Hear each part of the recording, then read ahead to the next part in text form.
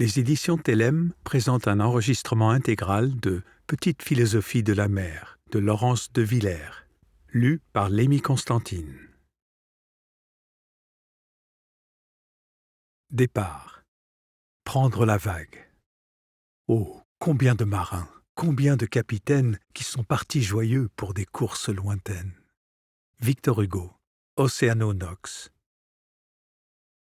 L'océan est le lieu des grands départs, ceux où l'on quitte tout, et pas seulement la terre ferme, pour se lancer vers l'horizon, prendre le large. L'aventure, la belle et folle aventure, c'est celle que l'on vit en mer, quand on a largué les amarres, tourné le dos à toutes les immobilités qui nous clouent au sol. On ne peut pas contempler la mer sans être tenaillé par l'envie de partir, de se libérer. De quoi? D'une vie un peu trop ordinaire, resserrée autour de quelques habitudes et automatismes? La mer nous appelle à voir plus large, plus loin. Elle nous fait nous sentir un peu honteux de nos timidités et de nos espaces trop étroits. Elle nous parle d'horizons lointains et nous convie aussi à plus de légèreté.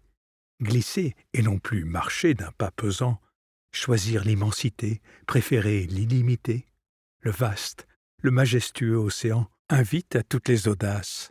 Partir, là-bas, au loin, pour y goûter l'inattendu, y découvrir l'inconnu. Car la mer garde ses secrets. Elle enferme dans ses profondeurs tout un monde que l'on ne voit pas. Toujours changeante, faite de mille et une vagues, elle est impossible à saisir, perpétuellement en mouvement, jamais la même, jamais monotone. Elle reste indomptée. La mer ne se laisse ni apprivoiser, ni coloniser. Elle n'admet pas qu'on l'habite. On n'y séjourne qu'avec modestie. On ne fait que passer en se coulant dans le rythme de ses flots, en obéissant à ses marées. Cela ne nous fait pas de mal de nous sentir ainsi tout petits, transportés par plus beau et plus fort que nous. Avec la mer, nous faisons un difficile mais salutaire apprentissage. Nous ne pouvons pas tout maîtriser ni programmer. Il y aura toujours de l'imprévu dans nos existences, des régions de mystère qui nous échappent, mais où nous pouvons trouver l'ivresse aussi. Après tout, qu'est-ce d'autre que vivre sinon improviser, plus dignement possible, en se laissant porter par une confiance, un optimisme inoxydable?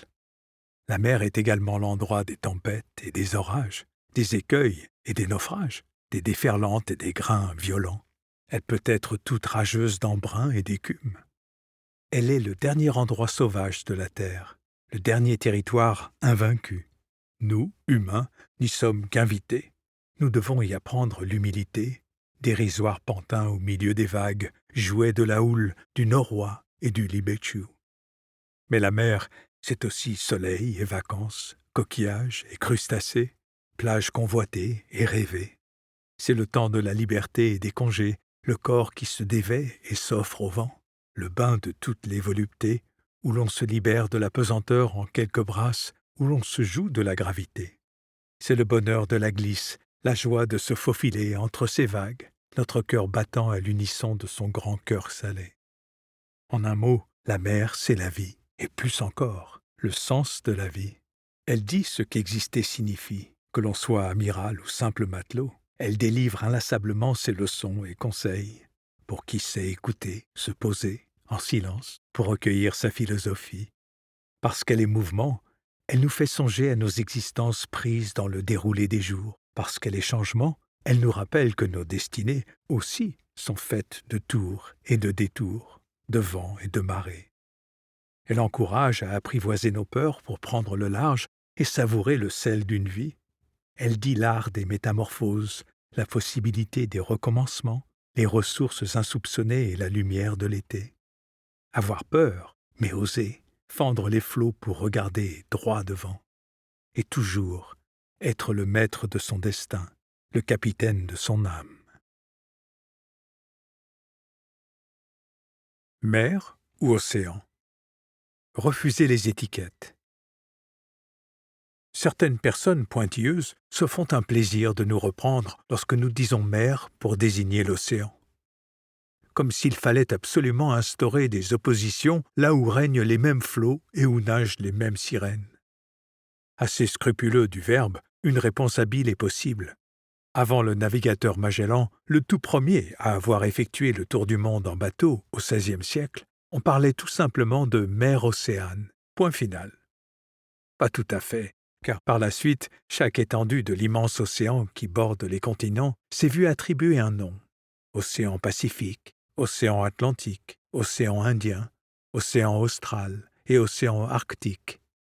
Tandis que le terme de mer a été alloué à la Méditerranée et à ses voisines, mer Noire, mer Égée, mer Adriatique, mer Tyrrhénienne, mer de Thrace, mer de Crète.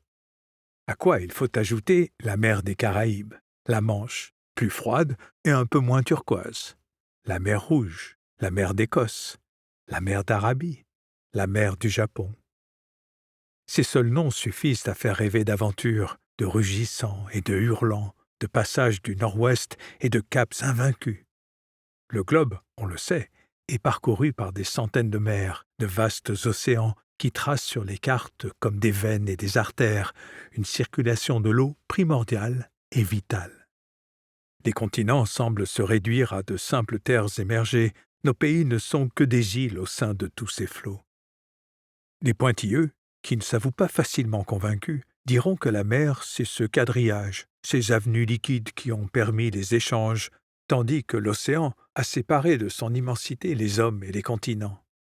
Les villes et les civilisations se sont construites au bord des mers, les Romains de l'Antiquité allant même jusqu'à surnommer la Méditerranée Mare Nostrum, notre mer, comme si elle était une extension de leur terre, le cœur battant du monde connu, le point de départ pour le commerce, les explorations, les découvertes, les guerres aussi. Et les naufrages, la mer étant depuis quelques années le lieu de perdition de milliers de migrants. Accordons soit qu'entre l'océan et la mer, il y a bien une question de taille. La mer n'a pas cet infini de l'océan. On en devine les limites et les contours. La mer d'Arabie, ou mer d'Oman, la plus grande de toutes, s'étend sur moins de 4 millions de kilomètres carrés, alors que le plus petit des océans, l'Arctique, occupe une surface de 14 millions de kilomètres carrés. Les mers peuvent être fermées ou intérieures, ce que ne sera jamais l'océan. Elles ont une forme et des délimitations, alors que l'océan semble avoir englouti toute possibilité de terres émergées. À l'océan, le sublime de l'immensité, à la mer, le réconfort des limites. Faut-il, nous aussi, nous ranger sous des catégories, consentir aux étiquettes, celles qui font qu'on nous catalogue au choix d'impatient, de calme, de timide ou d'impulsif? Sommes-nous condamnés à être ce que l'on dit de nous? Sommes-nous même certains d'être uniquement celui que l'on croit être?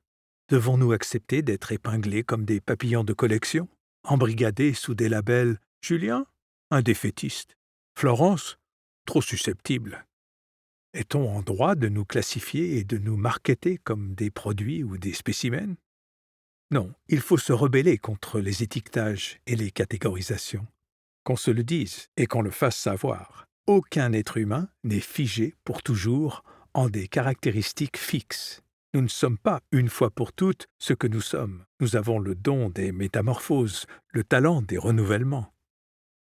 Nous n'avons pas l'immobilité des choses comme le mouvement perpétuel des êtres humains. Nous pouvons devenir plus que ce que nous imaginons, autre que ce que nous paraissons. Mer ou océan, où est la différence? Moi, susceptible, quand je veux. Rancunier, seulement le jeudi. Nous avons toujours en nous de quoi nous surprendre nous-mêmes, de quoi déjouer tous les jugements stéréotypés que l'on porte sur nous. Nous ne nous limitons pas à notre fameux caractère, bon, mauvais, facile ou difficile. Tout cela, on l'a dit, c'est du classement de pointilleux. Et si la liberté commençait par la liberté de n'être pas réduit à une liste de composants, de traits de caractère, justement? Certains rabâchent que les mers sont plus salées et moins profondes que les océans. La Méditerranée affiche 5300 mètres de profondeur, rien de comparable en effet aux 8500 mètres de l'Atlantique et aux quelques 11 000 mètres de la fosse des Mariannes dans le Pacifique. Un Everest sous la mer. La mer serait ainsi une eau que l'on peut apprivoiser, contenir par des frontières terrestres. On l'imagine riante sous le soleil, la respiration calme et les flots tranquilles, tandis que l'océan menacerait toujours de se déchaîner, ses vagues glissant moins comme des caresses murmurantes que comme des gifles rageuses. La paisible mer et le fougueux océan? Vraiment? Cette vision est un piège. La mer ne paraît calme que pour mieux tromper notre vigilance. On croit à sa langueur somnolente, à sa complicité. On en vient presque à confondre le bleu de ses flots avec l'artificiel azur des piscines. On y fait trempette, on y barbote, confiant. Mais la mer est reine des changements soudains, des transformations imprévisibles. Elle s'amuse à contredire les pronostics, elle se rit des arrogants. L'océan est plus franc, il ne cache pas son jeu. Il enroule ses rouleaux, prévient du danger, il enchaîne ses marées, part et revient, comme s'il était la grande horloge de la terre, son tic-tac aquatique. Il dit sa puissance, l'étale à la vue de tous. La mer, elle, prend toujours par surprise, le matin brillante et sans bruit, l'après-midi toute d'écume et de tapage. Les tempêtes en mer, surtout en Méditerranée, sont les plus affolantes. On se croyait à l'abri, contemplant des eaux enjôleuses. On se retrouve face à une furie comme assoiffée de vengeance. Non, il n'y a pas, d'un côté, une mer tranquille, toute de douceur supposée féminine, et de l'autre, un océan prétendument viril, tout en force et en muscles. Il ne faut jamais se fier à la mer. Elle prend tous les visages, trompe tous les rivages. Elle tient tous les langages pour mieux séduire et préserver son mystère, car aucun calcul ne permettra jamais de dire ce qu'elle sera, d'huile ou d'écume. Voilà donc ce que mer et océan nous répètent inlassablement. Nous ne sommes pas ce que l'on dit de nous. Nous ne nous résumons pas à ce que nous croyons savoir de nous. Ni les autres, ni nous-mêmes, ni notre histoire, ni nos peines ne parviendront jamais à nous enfermer hermétiquement en une seule identité. La mer des Sargasses. Évitez le piège des regrets. Parmi les mers de la Terre, il en est une toute particulière, la mer des Sargasses. Si elle est unique et étrange, c'est qu'elle n'a ni rivage, ni vent, ni vague. À peine une mer, certainement pas un océan. Une sorte de désert maritime, où rien ne bouge, où rien ne glisse. Elle est recouverte en abondance de grandes algues, semblables à des tentacules de pieuvre. Sargazo signifie algue en espagnol. C'est Christophe Colomb qui s'y risqua la première fois. Naviguant avec peine au milieu de ce varech envahissant, il perdit 3 semaines au creux des 2 Amériques, prisonnier de ces eaux stagnantes. Tous les marins redoutent les Sargasses, cette mer immobile et inanimée, ou presque. Curieusement, les anguilles effectuent des milliers de kilomètres pour venir vivre leur nuit de noces dans cette étrange chambre marine. Elles peuvent parcourir jusqu'à 10 000 kilomètres pour y parvenir. Pour tous les autres vivants, les Sargasses est un piège à éviter. Il nous arrive à nous aussi d'être empêchés d'avancer, encalminés, sans vent ni rivage, ayant perdu énergie et espoir. Les Sargasses, ce sont dans nos vies tous les remords qui nous pèsent et nous retardent, qui nous encombrent et nous freinent. Tous ces « j'aurais dû » ou « je n'aurais pas dû » qui entravent la traversée. La mer des Sargasses, c'est l'étendue de nos regrets qui nous emprisonnent dans les raies des actions passées et des occasions manquées. On n'avance pas, on piétine, revenant sans cesse sur les manquements et les loupés. On ne cherche pas à comprendre, on rumine. Que faire pour en sortir? Pour trouver malgré tout une voie navigable? Pour ne pas s'enliser dans les marais des « si j'avais su », ne rien faire d'autre qu'avancer, car toute traversée du désert est précisément cela, une traversée. Passer malgré tout, sans se retourner inutilement. Naviguer, c'est décider d'une route et la suivre, même sans la certitude d'avoir choisi la bonne. Il faudrait ainsi qu'on ait la force de convertir nos regrets en actes, nos remords en affirmations. Ce que j'ai fait, je l'ai fait. Même si j'y ai laissé des plumes et des illusions, c'est le chemin que j'ai pris. Je fais de ce moment de ma vie, de ce virage et de mes erreurs, mon parcours. Nous espérons que vous avez apprécié cet aperçu. Pour continuer à écouter ce livre audio sur Google Play Livres, utilisez le lien dans la description de la vidéo.